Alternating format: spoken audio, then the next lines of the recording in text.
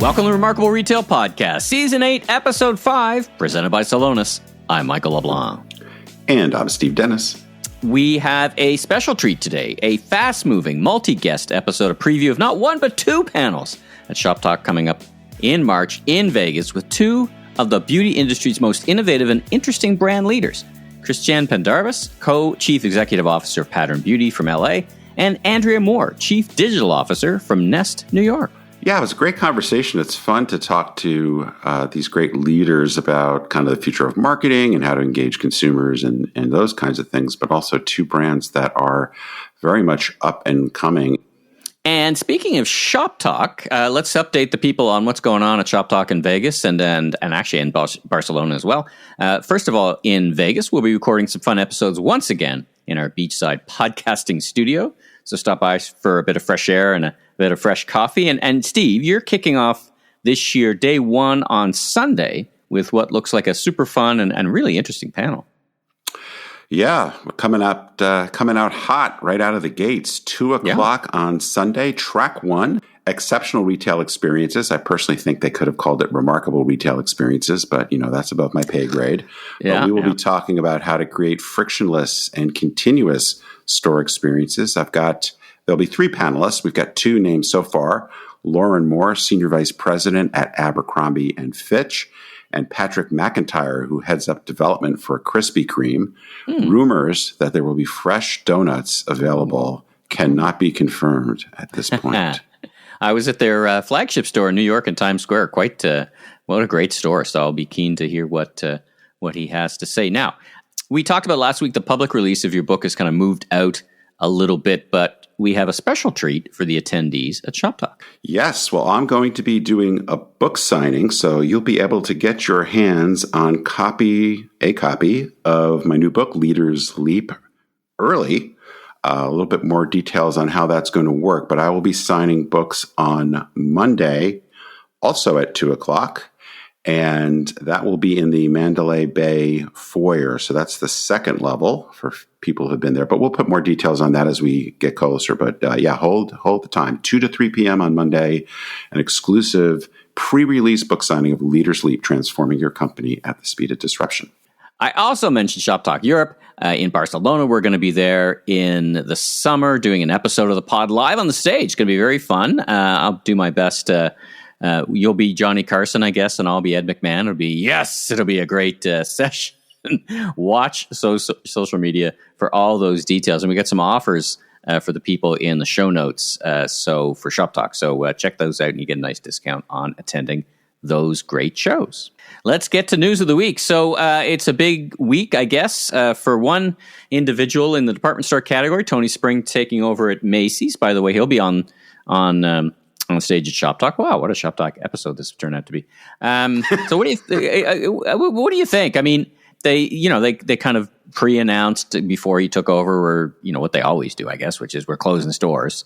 But what do you think? If it was you, let me ask you the question: if it was you, what would you be doing the first couple of 90 days? And what do you think he's going to do the 90 days? And what do you think of the situation? Well, he's definitely coming into a very challenging time, at the risk of stating the obvious. He's taking over from Jeff Jeanette, who pioneered this so-called Polaris strategy, which actually launched 4 years ago. It was meant to be a 3-year strategy. I think the COVID experience kicked things down the road. But basically, Polaris didn't do much when you look back at it. Sales are essentially flat, earnings pretty much in the same basic range.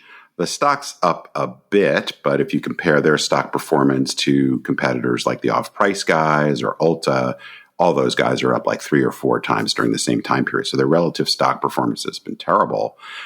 So it's a very difficult situation. The other thing I saw this past week was the Wall Street Journal had an article, and this is more than just a Macy's story, is that there are lingering credit card issues among many of the department stores. So in addition to Macy's, they talked about Kohl's and Nordstrom in particular.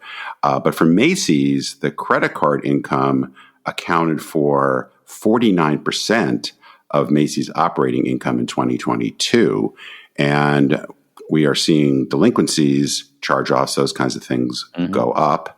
So it'll be interesting to see when Macy's reports in a couple of weeks whether that's a significant hit to their earnings. There's also some credit card legislation that the Biden administration is pushing about reducing late fees and some of the other things that help contribute to credit card income. Now, I ran the credit card income or the credit card business at Neiman Marcus and was pretty involved in that at Sears. So this is historically an important part of the business, but one that is definitely getting more challenging. So that doesn't come at a great time. As far as answering your question about what he should do, I mean, the biggest problem, and this is not very helpful, is that Macy's didn't respond very well to a lot of changes that have occurred over the last 10 to 15 years. So they allowed a huge amount of the beauty business to migrate off the mall to Ulta and Sephora.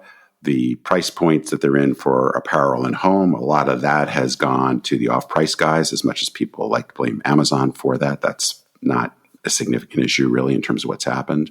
So he starts really kind of in a hole. And so I think, the key really is to figure out what they need to do in a compelling way to win back some of those customers. And that's a real challenge given how loyalties have shifted to many other brands, and the fact that most of those brands just have a much clearer value proposition and have major real estate advantages because they're not tied to regional real estate. So, they've got this small store strategy that's in motion. I'm just not very optimistic because it's going to take, they're so far behind, and at the pace they're opening, these stores, they'd have to pick up the pace a lot to really counteract and try to win back some of the shares. And I just don't know if that's in the cards. And then he's got, this investor group circling around perhaps making a counter offer to the thing they put out 2 months ago or whenever that was. Let's talk about Amazon making some fresh-baked progress with their fresh, or so they say anyway. Yeah, this was just kind of a follow-on to Amazon's earnings that we talked about last week. So I think we touched on this a few months ago when Amazon announced they were going to take a few of their Amazon Fresh stores. Well, they closed some and they decided not to open a bunch. But they also decided they were going to take a few of their Chicago stores and some of their Southern California Amazon Fresh stores and kind of retool them to see if they could get enhanced performance. And Andy Jassy, the CEO, said that they were pretty encouraged by some of the improvements in results. Specifically, he said it's very early, but in just a few months, the results thus far are very promising and on almost every dimension. So, it's we'll see. Obviously, people are very interested in what Amazon does in the physical grocery world. They are, they've basically been kind of flailing around here for a few years, but we'll see if this is the jet fuel that gets them to the next level. In the world of loyalty, which we've often spoke of, we think of Costco membership and Amazon Prime, two just powerhouses, Walmart Plus. But Target's kind of sat on the sidelines, but in terms of membership programs. Now there's rumors floating around that they might be jumping into the pool, so to speak. It's actually interesting that they haven't done anything thus far because, as you mentioned, there's plenty of activity. Obviously, Amazon Prime being the big dog, but Walmart Plus has been out for a couple of years, and while not as anywhere near as large as Amazon Prime, it's become pretty significant. So not only is this a way to get more unique customer information, but it's a way, hopefully, of kind of locking customers in because of the benefits you get, whether that's free delivery, free returns, some other sort of content thing. So I don't think we know much about what that offering might look like. But at this point, I think when you're obviously going head to head with Amazon and with Walmart and with Costco, I mean, it's kind of hard. It's not well. It'll be interesting to see if they can come up with something that's really differentiating. Yeah. But to a large degree, I think it's almost one of our favorite words, table stakes, to have this sort of offering if you play in that kind of arena. So I think their absence is really what's been notable so far. So we're looking at the last earnings release before Tapestry and Capri merged together, and a pretty mixed bag from their different house of brands, yeah? Yeah, well, people may remember that Tapestry, so this is the holding company conglomerate that owns Coach, Kate Spade, Stuart Weitzman, a couple other things, I believe. They made a deal to acquire Capri Holdings, which is Kors, Jimmy Choo, and Versace. So kind of turning into this accessible luxury mega conglomerate. So that deal is about to be finalized. But Tapestry reported pretty flat net sales, net income down a little bit, kind of a mixed bag in terms of their brands. Coach was up about 6%, but Kate Spade and Stuart Weitzman had negative comps. Capri Holdings, their sales were down 5.6%, so that's definitely not great. So they're going into this new world with probably at best flattish sales and fairly anemic profits. So we'll see if they're able to realize some of the strategic value that they hope for, both in terms of growing these brands more aggressively, as well as presumably taking some costs out that will help their profitability. One of the other issues that people are starting to talk about is because Tapestry had to borrow a fair amount of money to get the Capri acquisition done, some question as to whether or not they might spin out a brand or two to help get that debt load down. So the speculation thus far, which I would say probably makes the most sense, is that they might spin out Versace and or Jimmy Choo. So I think this will be something that will definitely be in the news for the next few months. So a little known fact about you. You like listening into investor calls, and we were talking off mic about it's how you spend your spare time, I think, which is kind of fun. You listened into the Simon Property investor call, and you what a vast organization, and what an interesting time. So share what you learned from that call, because I think they now have some JCPenney stuff, and they've got, they're like 215 global properties. I mean, they're quite massive. So it is time well spent, I think, to share. Well, in the spirit of full disclosure, I did not listen into it. I read the call transcript. Okay, we're all about transparency here, because I do not have that kind of time. But Simon Property, if folks don't know, Simon Property is a REIT. They are the largest mall operator in the world, as you mentioned, 215 global properties. So their biggest position is in the United States, but they're in quite a few markets. They've bought and sold a lot of properties. And I would say one of the things they have done over the past decade or so is they've done a very good job of repositioning their portfolio more towards the so-called A malls and away, and lifestyle centers and things like that, and away from some of the weaker properties. But they've definitely defied the kind of mall apocalypse narrative, because as we've talked about a couple of times, I have this in my predictions for the year, we're seeing bifurcation in the mall arena as well, where the A properties are tending to do quite well, and everybody else is tending to suffer to varying degrees, or in some cases getting completely bulldozed or repurposed. Yeah. So if you look at their just released quarter, where they reported good sales and profitability, they also shared some stats about their portfolio, and their occupancy across their global portfolio is at 95.8%, which was up almost a full point year over year. I mean, that's pretty good, right? You're always going to have somebody unoccupied somewhere somehow. I mean, I don't think 100% is a realistic number, for example. Yeah, no, I don't think anybody, just because of churn and whatnot. But I would say anything over 95% is definitely very, very good. Their average rents also went up. The only somewhat negative is that their sales per square foot among their tenants was down slightly. I'm going to bet that that's almost entirely attributable to the poor performance in their department store anchors, because we already know just from other companies that almost all the Macy's of the world and everything have been down 5 to 8%. So since that's a lot of their gross square footage, that's likely to weigh that number down. There were a few kind of things in the call which were, he wasn't exactly direct in his answers, but he did talk a little bit about de-emphasizing their ownership of retailers. So Simon Property is a partial owner of Authentic Brand Groups, which owns a bunch of retailers like Aeropostale, Forever 21, Brooks Brothers, and they're also partners with Brookfield Properties in JCPenney. So they bought JCPenney out of bankruptcy. They did, in the past quarter, sell a small amount of their Authentic Brand Group's interest, only like 2%. It wasn't huge in the scheme of things. Not material. And several people on the call tried to get him to speak to more specifics around JCPenney, and he wasn't having it. He tried to avoid it. He basically said that he kind of tried to turn it back to what happened with Sears, which people will remember. Sears basically went from being the biggest mall retailer in the world to essentially a non-entity over the past 20 years. And he said, well, basically, we navigated that okay, and that the closing of Sears over time was essentially a non-event.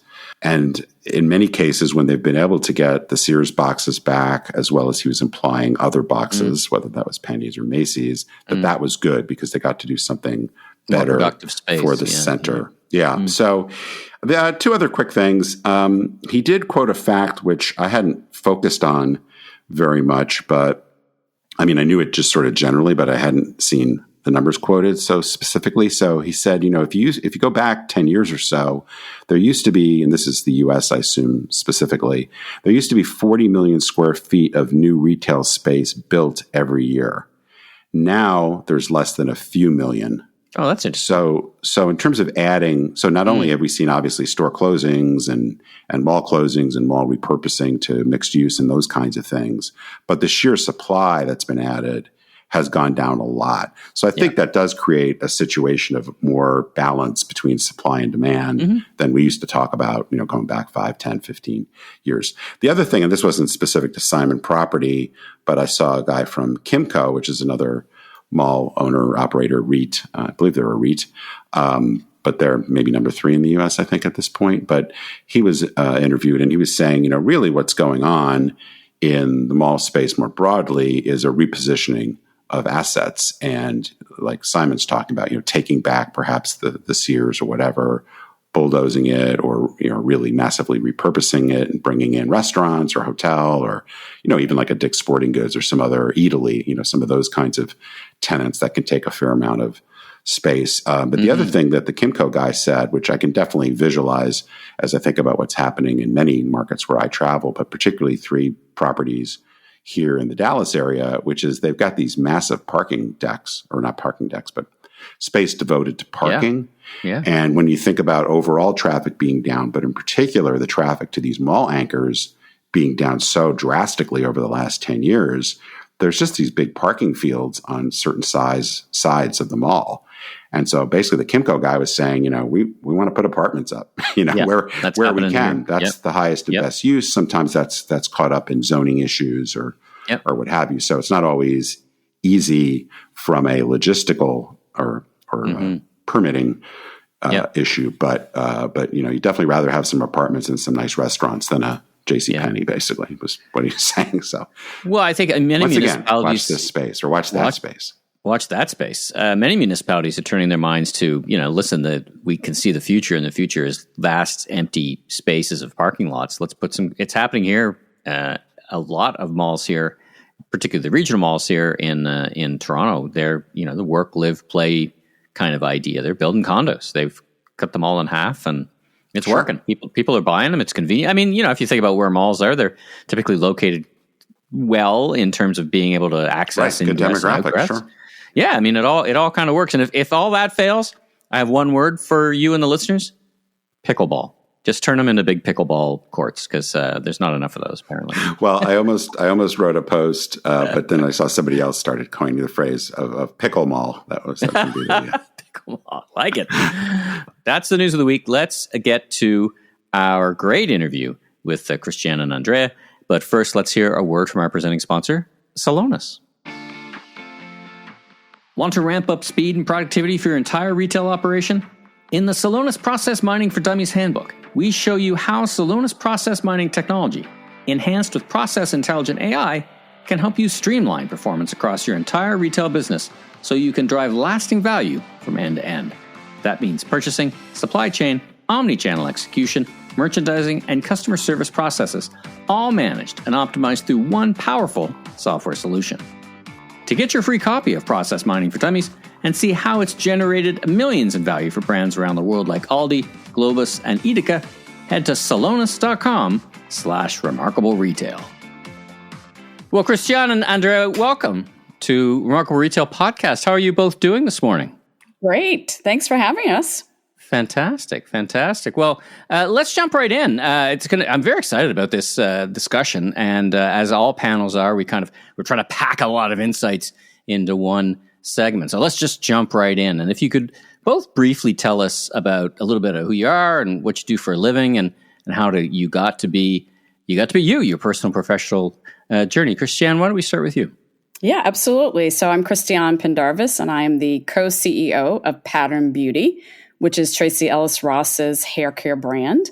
I have spent more years than I care to admit in the fashion apparel sector, actually, working for major retailers like Aerie, Old Navy, Banana Republic, Victoria's Secret. And about 10 years ago, I moved over into the direct-to-consumer side, or the dark side, as I like to say. Mm-hmm. Never looked back. And my most recent role prior to Pattern was as co-president of Savage X Fenty, which is Rihanna's lingerie brand. I had the good fortune of getting the call about the switch over into beauty and working with Tracee, and I jumped at the chance, and that's how I landed here. Fantastic. And we were saying off mic, you're on the West Coast in the middle of a bit of weather in LA, yeah? Yeah, you got it. An atmospheric river, which I'd never heard of that term until last year. So, yeah. Could be a new line of beauty products or something. There you go. Kind of catchy. Fantastic. Andrea, where are we finding you today? New York, I think, yeah? Yes. Yep. I'm here in New York City. All right. And tell us about yourself. What do you do for a living, and who are you?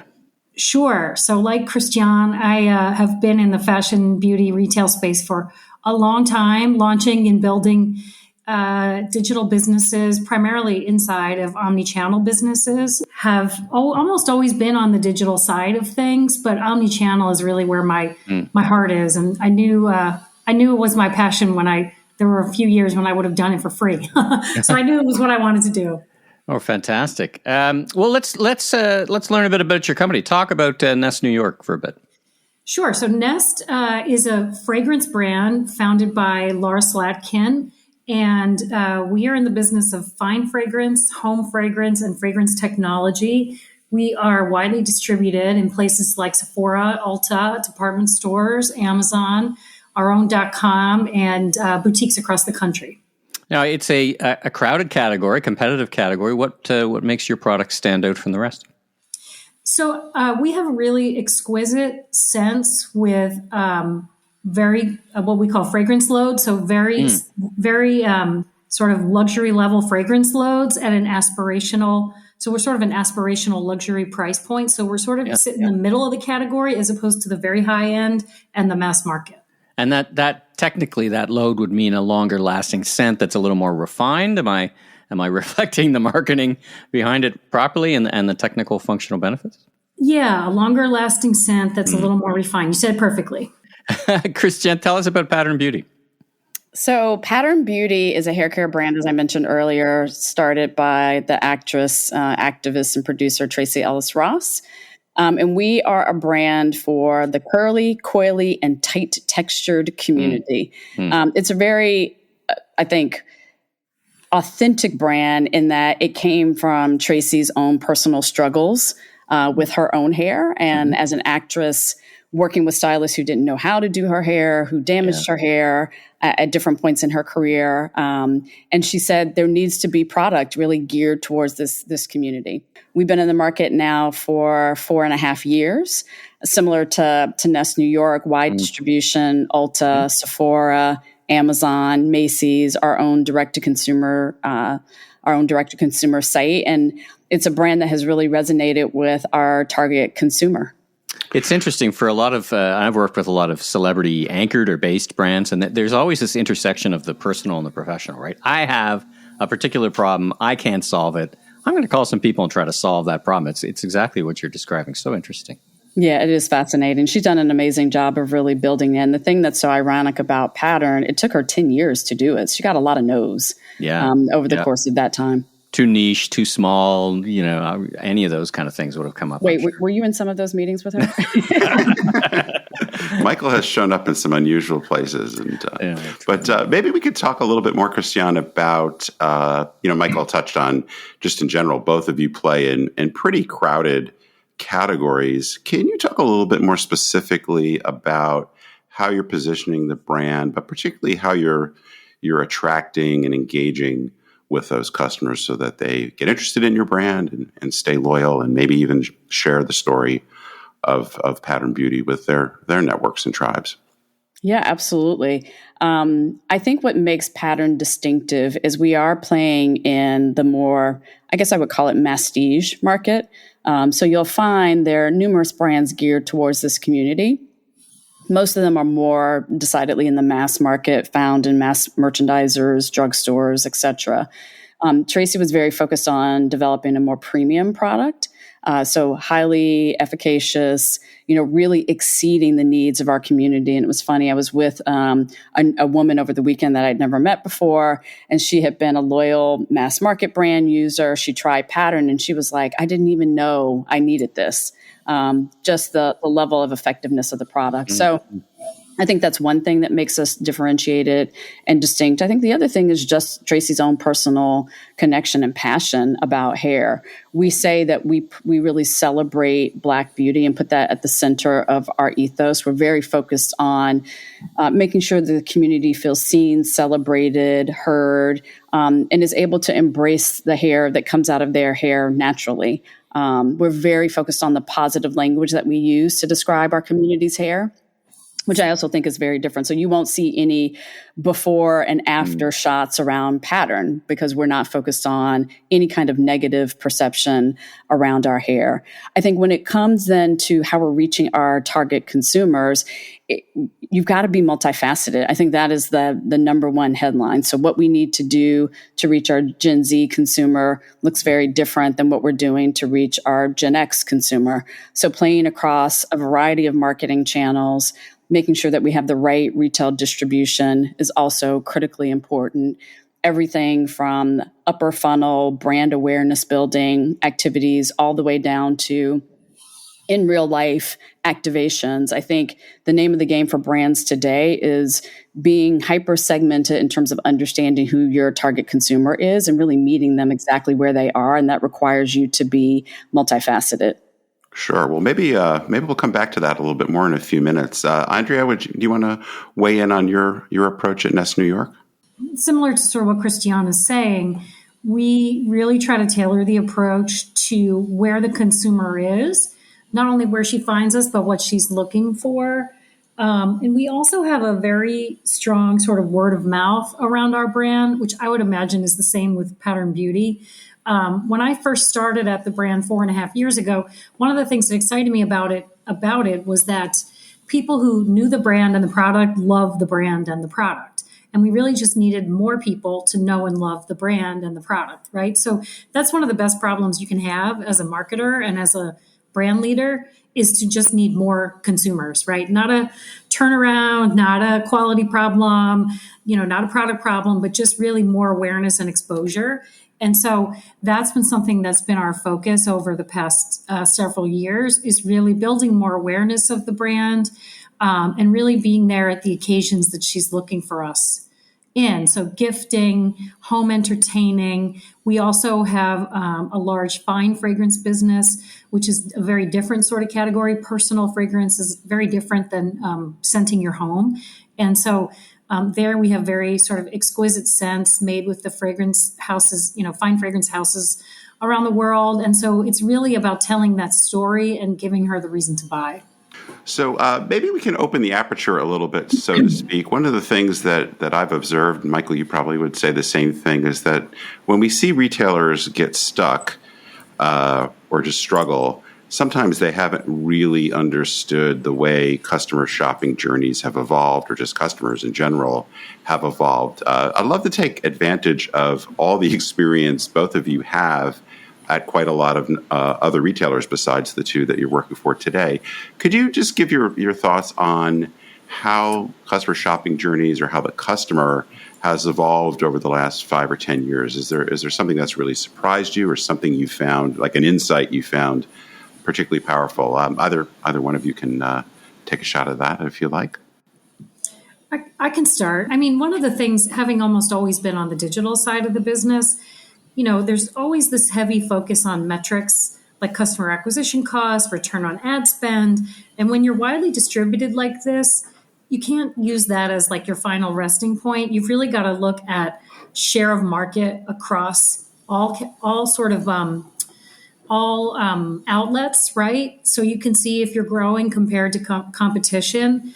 None of us are single channel consumers. All of us shop in store and online and in multiple places, sometimes for the same brands. And so the way we think about marketing to consumers is very different, because you can't just think about one tactic and see if it works. You've really got to look at things in a much broader way. But one example of that is, even 5 years ago, I would have said, I don't know if our brand should be on Amazon. I don't know if that's additive, if that's going to take away from our other channels. The reality is that's where our consumers are.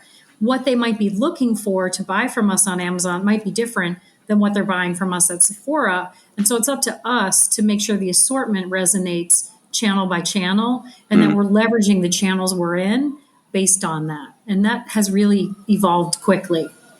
Yeah, I would completely agree with that. I think the other thing that's been so fascinating is just understanding how social media plays into a consumer's shopping journey.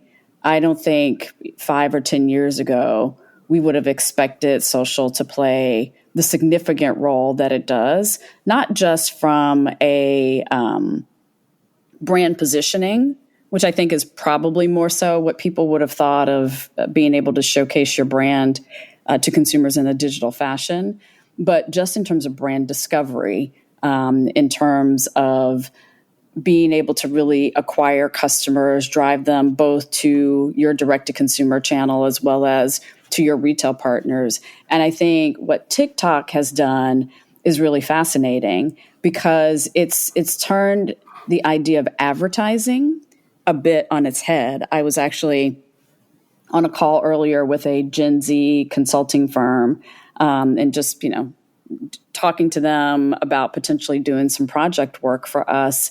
And one of the women on the call said there was a recent survey of Gen Z consumers, and the sentiment was that consumer base would rather see a brand show themselves driving over their own product with a car than actually shown a real ad, like in the traditional sense of advertising. Right. And I just thought that was so insightful, that Gen Z really, really does not want to be advertised to. They can smell a marketing campaign and a brand story that was created in a boardroom from a mile away.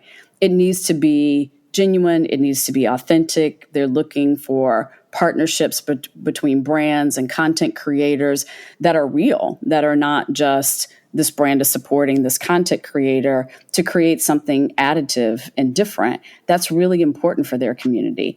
I don't think I could have ever predicted the impact that would have had, and then the impact from a virality perspective that TikTok has. I mean, we've all heard the stories of one content creator puts out one piece of content around this brand, and then the next moment that product is literally sold out everywhere.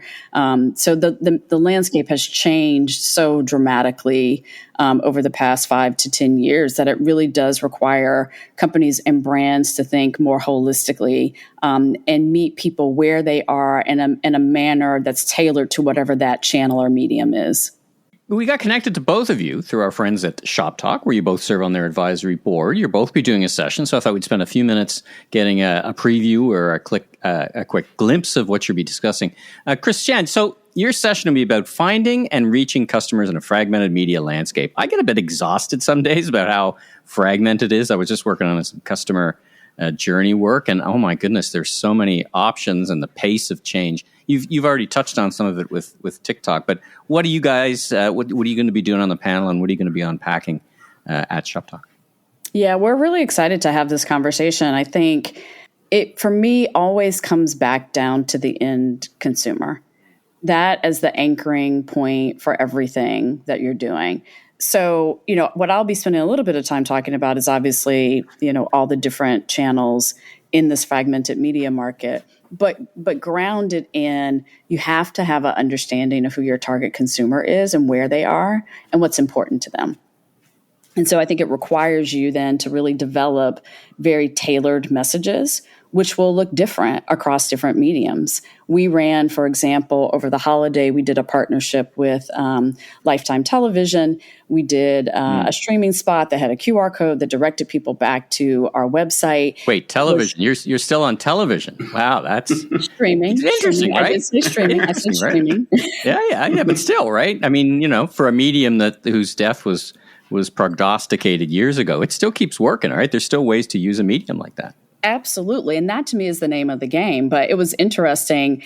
I got a call from my husband's great aunt. And she was like, oh my God, I saw Tracy's spot with Pattern on Lifetime. And I was like, yep, perfect. That is exactly what we were going after with, the holiday Lifetime television. So I think you cannot dismiss any channel. I think to Andrea's point earlier, it always, particularly as a direct-to-consumer marketer, was very metric-driven. It was very last-click driven. You could be hyper-efficient in how you were spending your dollars. That landscape has changed now. You can't have that same level of control.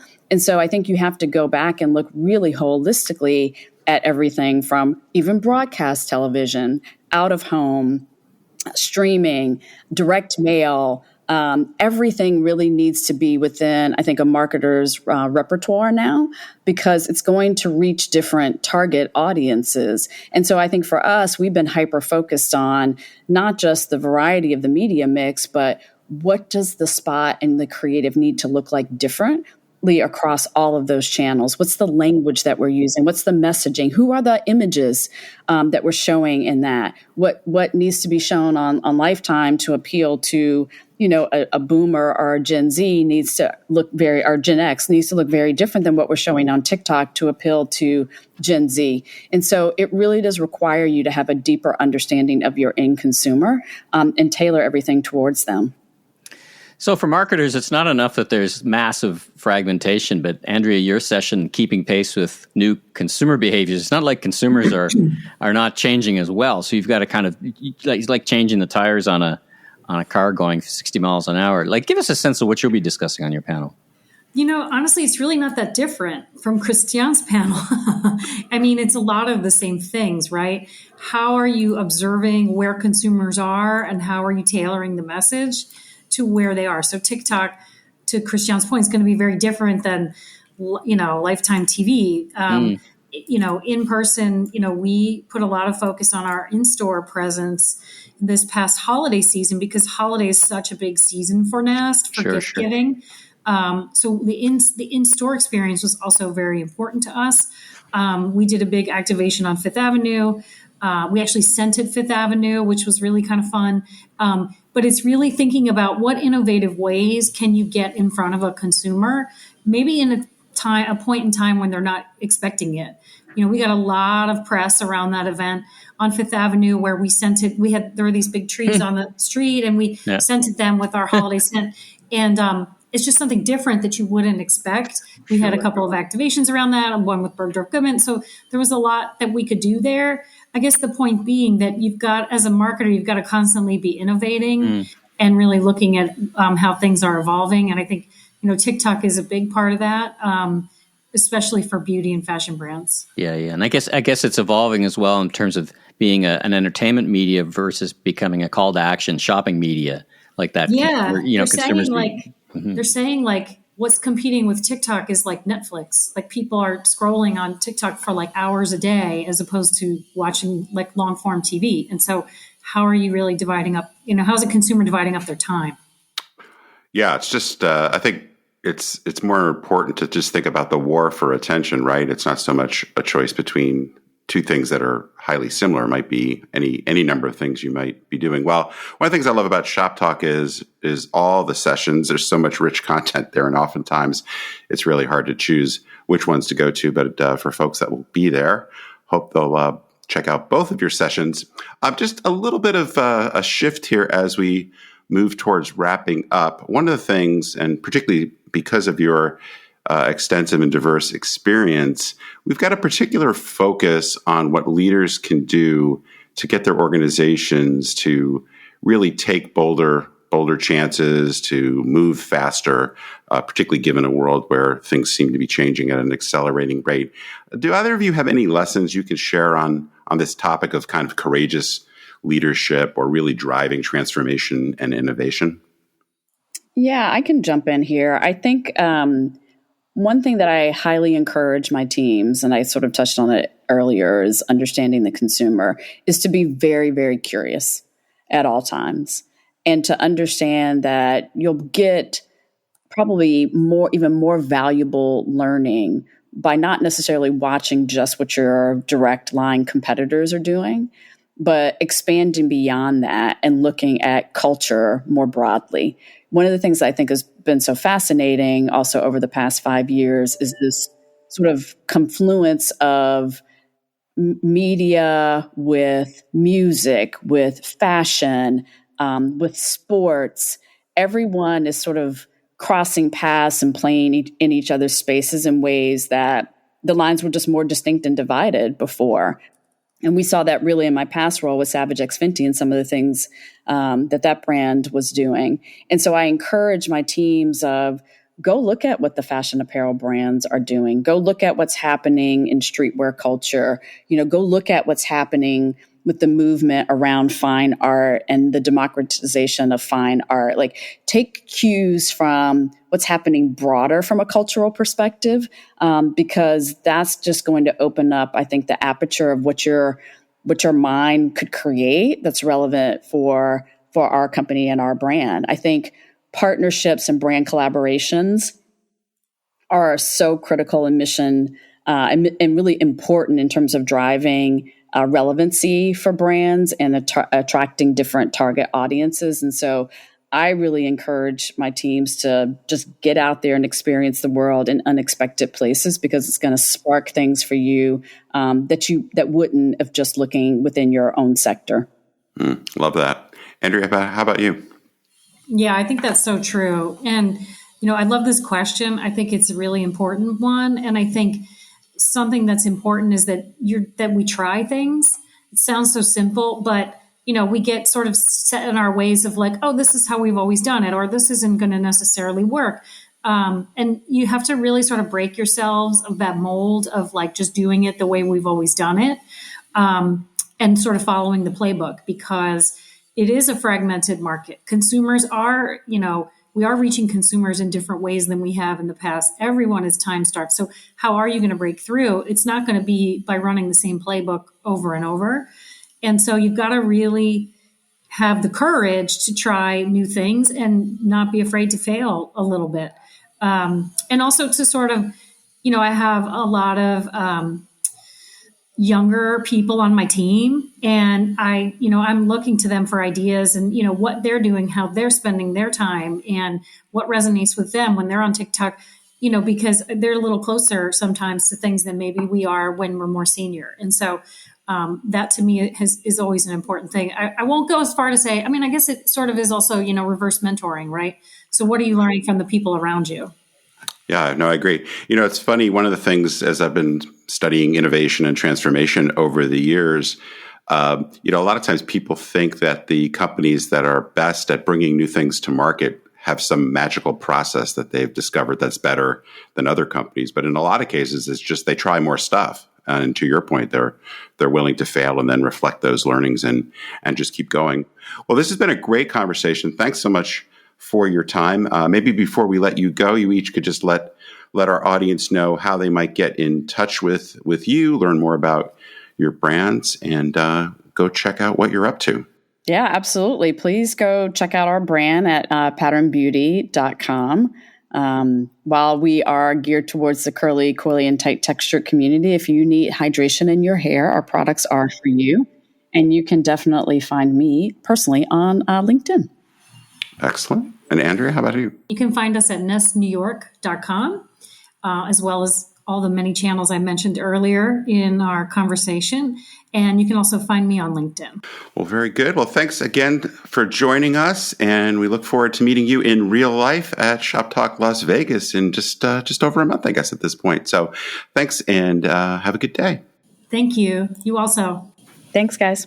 Steve, what interests me about our guests, other than their tremendous insights and accomplishments, is that there's still room in a very, very busy category for innovation and growth. I do think there are often, even in what seem to be these big, massive, super crowded categories, there are ways to find these interesting subsegments or niches or whatever you would like to call them. It's often what I refer to as this idea of being special, not big, or really editing to amplify. Find that subset of customers and then do something very unique and kind of going deeper rather than wider. Because a lot of the major competitors, of course, because they are in wide distribution and trying to cover more of the mass market, they got to be a little bit of everything. And I think that often allows somebody to say, you know what, there's this part of the market that's not being well served. Whether that's on features and benefits, whether that's on brand imagery, whether there's something there. And both of our leaders here and our guests ended up talking about how to exploit that. Christiane's idea about her product not as a solution to a problem, but reframing it as a great beauty product, it was really a good example of that. In other words, the product probably exists in the mass, but it's really framed as a problem solver versus what and how they frame it as is just a great beauty product. So anyway, I thought it was a great interview and appreciated their joining us. And I'll look forward to seeing him in person. And I've met Andrea, but looking forward to meeting and hearing from them both in Las Vegas. Yeah, I am as well. One more thing I just add really quickly, I kind of following up on what you said, which is, sometimes maybe this even goes back to what you were pushing me on in terms of what Tony Spring should do at Macy's, is sometimes there's a tendency to say, if our business isn't performing, let's really do a deep dive on kind of features and benefits, make a better product.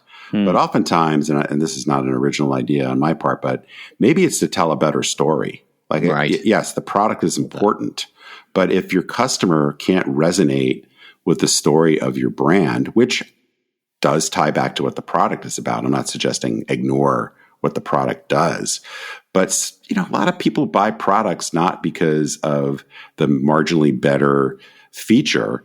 They buy it because it's a story that resonates with them, and or ideally, literally the idea of being remarkable is it's a story that demands to be told. And customers tend to affiliate with brands that create this emotional connection. So I think a little bit of what Christiane was talking about was, yes, we're making a better product, but we're allowing you to tell a story about yourself that's really personal and meaningful and emotionally connecting. Yeah, well put. All right, let's leave it there.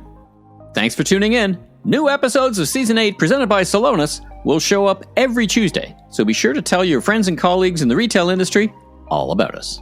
I'm Steve Dennis, author of the best-selling book Remarkable Retail and my new forthcoming book, Leaders Leap, Transforming Your Company at the Speed of Disruption, which will be published in April and is available for pre-order at booksellers everywhere.